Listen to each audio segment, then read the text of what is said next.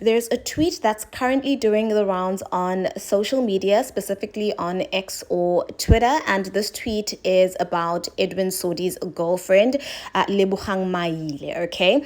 This tweet says, a look into Edwin Sodi and MEC for Human Settlements and Infrastructure Development, Lebogang Maile's girlfriend's vacation in Europe, okay? And obviously, in that tweet, there are also like videos and pictures included of this supposed or alleged vacation in Europe. So obviously, people have a lot of varying opinions in regards to this tweet because, you know, as we all know, it is currently being alleged and has always been alleged for the longest time that Edwin Sodi is actually benefiting or misusing state funds. Okay, so he's obviously getting state funds for tenders in order to build infrastructure and different things in certain areas in South Africa.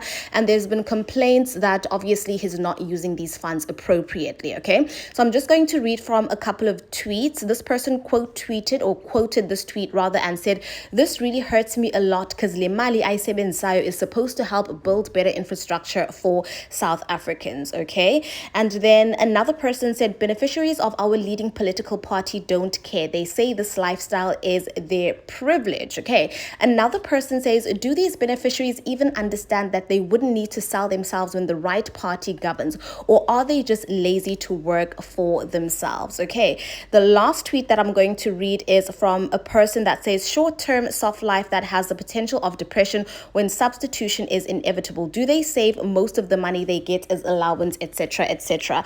And obviously that's in regards to, those tweets are in regards to, you know, the misuse of state funds, poor infrastructure that results from the misuse of state funds, and also these baddies that live this lifestyle. Okay, I did see some tweets that I didn't necessarily want to read out loud, but those tweets were basically pertaining to the fact that people were saying that people who have a problem with these baddies that are with these, influential politicians who happen to be allegedly misusing state funds or, living a lavish lifestyle, going to vacations in Europe. People are basically saying that people who complain against that behavior are jealous. And in my personal opinion, if you are a South African that contributes economically or financially to the South African economy, either through paying taxes or anything else, then you wouldn't have that stance as a South African. If you are a tax-paying South African and you're being taxed large amounts of money, then you would know that this is absolutely wrong. Because in order for this infrastructure to be built,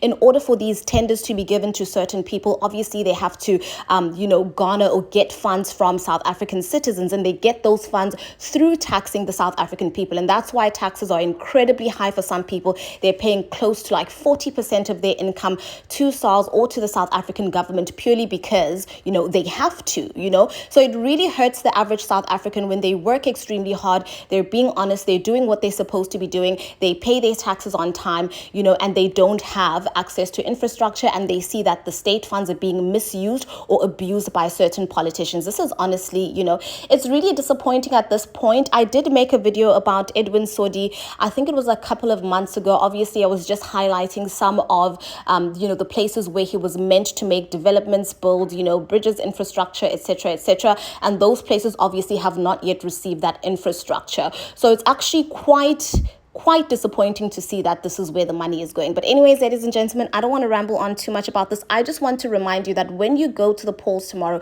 when you go and cast that vote, please do remember these things.